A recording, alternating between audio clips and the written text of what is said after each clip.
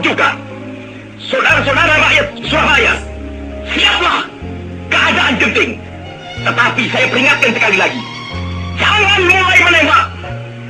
Baru kalau kita ditembak, maka kita akan ganti menyerang mereka itu. Kita tunjukkan bahwa kita ini adalah benar-benar orang yang ingin merdeka. Dan untuk kita saudara-saudara, lebih baik kita hancur daripada tidak merdeka.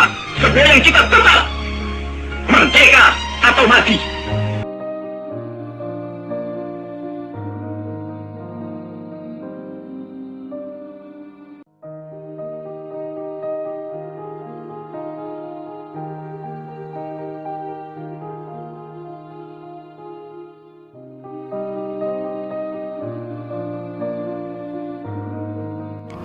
Sebuah perangkat bersejarah yang berperan besar dalam menyampaikan berita proklamasi dan menyebarkan perjuangan itu masih tegak berdiri. Generasi Surabaya zaman milenial banyak yang tak tahu apa fungsi dan kegunaannya. Dia adalah radio Bekupon, menjulang di tengah riak metropolitan kota pahlawan.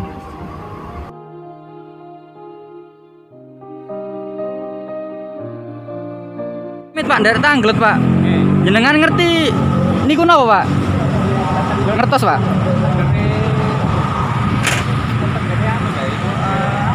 Dulu ada di televisi ini mungkin. Tapi pasti nih mboten ngertos nggih Pak? Iya. Dulu ada tetegennya kami itu ini loh. Bekasnya ini loh. Dulu ada di sini loh. Oh, biasanya cetlak patung iku. Iya, tetegennya. Patung ini kalau salah itu. Nggih pun Pak, matur suwun ya Pak.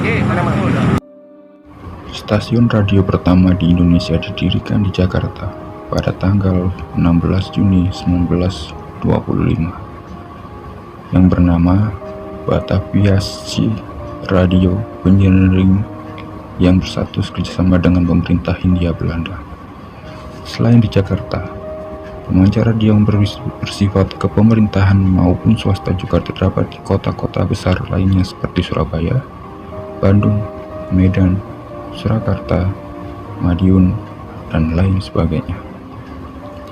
Salah satu stasiun radio yang paling besar saat itu adalah Nirom atau Netherlands Indisch Radio Omroep Mitch.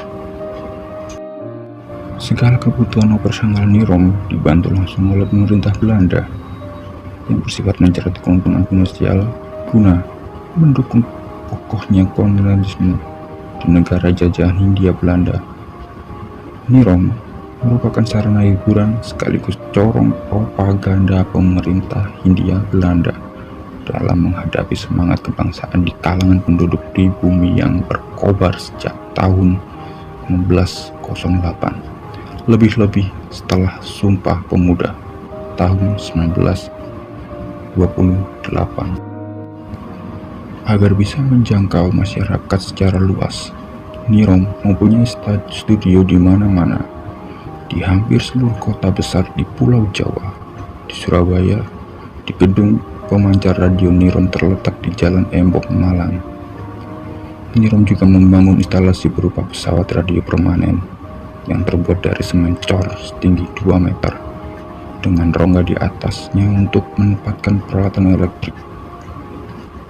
Pesawat radio permanen ini diletakkan di tempat-tempat yang sangat strategis seperti taman kota, persimpangan jalan, alun-alun, dan lain sebagainya agar masyarakat bisa mendengar siarannya. Karena bentuknya yang unik itu, yang hampir menyerupai rumah burung merpati, masyarakat Surabaya menjuluki pesawat radio permanen milik Nirom tersebut dengan sebutan Radio Bekupon. Bagi masyarakat Surabaya, Bekupon yang merupakan rumah burung merpati yang sangat familiar di kehidupan sehari-hari. Sebab dahulu rata-rata kaum pria Surabaya memiliki burung merpati sebagai hewan peliharaannya. Dan keberadaan radio Bekupon sebagai alat penyebar berita atau himbauan-himbauan agar masyarakat tunduk terhadap pemerintah Hindia Belanda.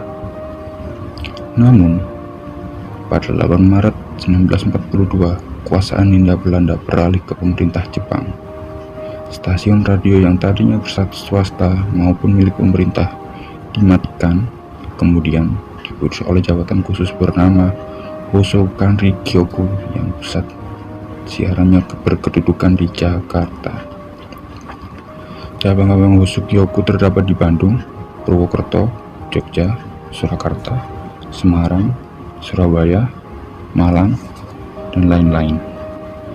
Saat itu, pemerintah Jepang hampir semua stasiun radio disegel ya sama Jepang, agar masyarakat tidak bisa mendengar siaran radio dari luar negeri.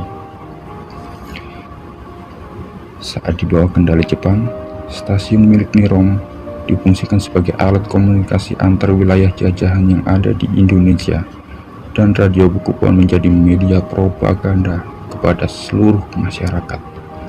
Salah satunya mempropagandakan masyarakat dengan menyatakan kemerdekaan itu tidak enak dan sengsara. 17 Agustus 1945, berita proklamasi yang terjadi di Jakarta dikirimkan melalui kode Morse ke kantor berita Domei di Surabaya pada pukul 11.00 waktu Indonesia Barat. Oleh karyawan kantor berita Domei, informasi tersebut diselundupkan pada surat kabar Suara Asia. Kemudian pada 18 Agustus 1945, staf radio Surabaya, Hoso Kyoku, berhasil menyiarkan berita proklamasi kemerdekaan Indonesia dalam bahasa Madura pada pukul 19.00 yang rilisnya dapat didengarkan melalui radio Bukupon. Jadi, siaran di radio Bukupon ini dulu sangat berjasa sekali ya. Pemilihan bahasa Madura adalah siasat untuk mengelabui tentara Jepang yang setiap saat mensensor pemerintahan, sebab ketika itu tentara Jepang menjaga radio Hoso Kyoku hanya menguasai bahasa Indonesia. Nah, bahasa Madura lagi ini. Orang Madura berjasa ternyata ya. Nama besar seperti Bung Tomo, Gubernur Surya, hingga Dr. Mustopo pernah mengabarkan gelora juangnya melawan penjajah yang dirilis melalui radio Bukupon. Dipungkiri atau tidak, radio Bukupon mempunyai jasa yang sangat besar dalam menyampaikan semangat juang bagi arek-arek Surabaya dalam berperang dulu ya. Dan sekarang mirisnya keadaannya sungguh tidak layak.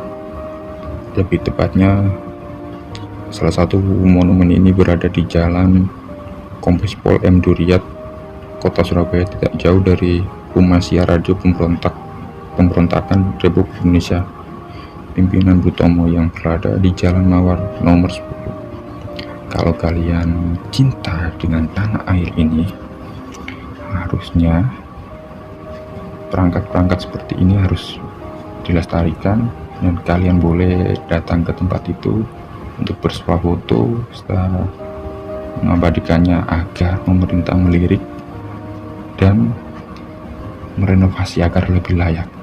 Sekian dulu dari saya dan terima kasih.